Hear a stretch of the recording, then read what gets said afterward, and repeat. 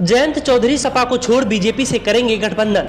मोदी सरकार में मंत्री बन सकते हैं जयंत। दिल्ली बिल पर वोटिंग से दूर रहे आरएलडी के चीफ।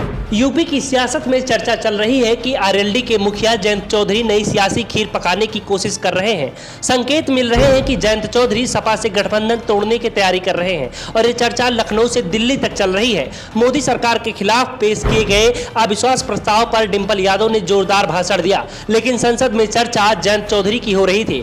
जयंत चौधरी लोकसभा के सदस्य नहीं है, इसलिए डिंपल के भाषण से उनका कोई लेन देन नहीं था। लेकिन इससे पहले सोमवार को राज्यसभा में जो हुआ उसने अखिलेश यादव की चिंता बढ़ा दी है। दरअसल सोमवार को दिल्ली को अधिकार दिए जाने को लेकर संसद में पेश किए गए बिल पर चर्चा और वोटिंग हुई। आम आदमी पार्टी समेत विपक्ष के बने नए संगठन इंडिया से जुड़े सभी सियासी दलों ने अपने सांसदों और राज्यसभा सांसदों को संसद में मौजूद रहने के लिए व्हिप जारी किया था। ज्यादातर विपक्षी दलों के सांसद और राज्यसभा सदस्य सांसद पहुंचे भी बिल के विरोध में वोटिंग और चर्चा में शामिल रहे। लेकिन इंडिया गठबंधन में शामिल राष्ट्रीय लोकदल मुखिया और राज्यसभा सांसद चौधरी जयंत सिंह नदारद दिखाई दिए और चर्चा में भी भाग नहीं ले पाए। हालांकि जयंत खेमे की तरफ से सफाई सामने आ रही है कि निजी कारण से वो संसद में नहीं पहुंचे, लेकिन ये सवाल उठ रहे हैं कि जिस बिल के लिए विपक्ष एक वोट जोड़ रहा था, संसदीय इतिहास में पहली बार राज्यसभा के उप सभापति को व्हिप भेजा गया था, वहां जयंत का उपस्थित न होना चौंकाने वाला था।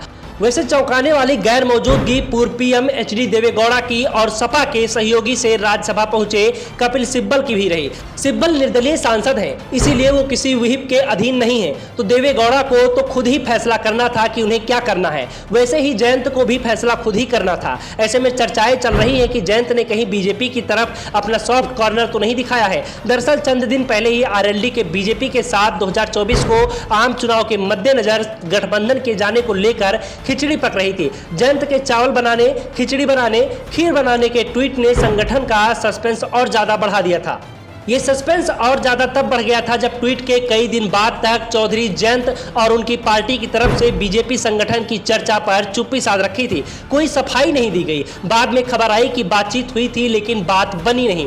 जयंत 8 से कम सीट पर लड़ने को तैयार नहीं थे, तो बीजेपी 1 या फिर 2 से ज्यादा सीट देने को तैयार नहीं थी। इसके बाद जयंत ने भी अपना पैंतरा बदला। जब तक बीजेपी के साथ उनकी बातचीत के संकेत मिल रहे थे, जयंत विपक्षी गठबंधन से दूरी बनाए हुए थे। पटना की बैठक में भी वो शामिल नहीं हुए, लेकिन बेंगलुरु की मीटिंग में वो पहुंचे।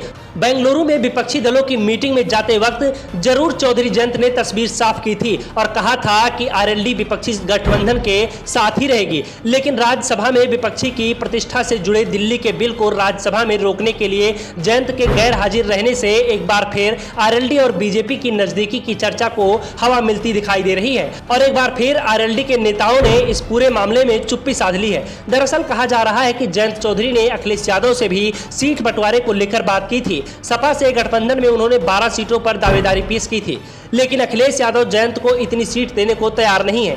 उन्होंने जयंत को 4-5 सीटों पर सीमित रखने की तैयारी कर रखी है। दूसरी ओर जयंत को भी इस बात का एहसास है कि अगर वो बीजेपी के साथ जाते हैं तो जाट वोट एकजुट उनके पाले में आएगा, मुस्लिम वोट का जरूर नुकसान हो जाएगा। लेकिन आज वेस्ट यूपी में बीजेपी की जो मजबूती है उसमें मुस्लिम वोट का नुकसान झेला जा सकता है। Bureau report the such India.